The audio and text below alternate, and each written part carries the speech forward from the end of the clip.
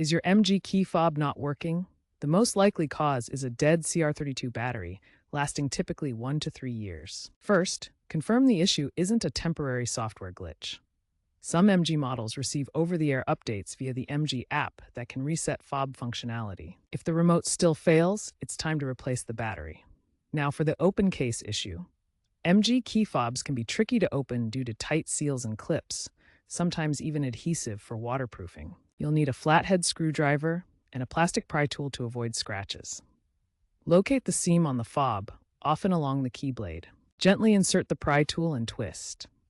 If it's stuck, apply gentle heat from a hairdryer for 10 to 20 seconds to soften any adhesive, but avoid excessive force to prevent cracking the case, a common issue with 2024 MG ZS EV fobs. Once the fob is open, note the battery's orientation with the positive side up.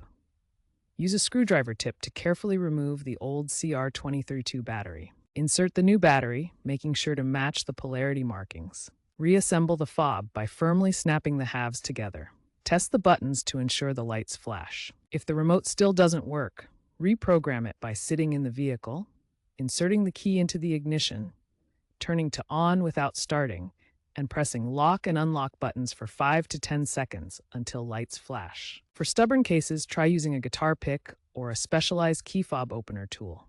If your fob is waterproof, reapply silicone sealant upon reassembly to maintain its integrity. If all else fails, seek professional servicing to avoid voiding warranty. A cracked fob can cost $150 to replace. Consider carrying spare batteries, especially for electric models.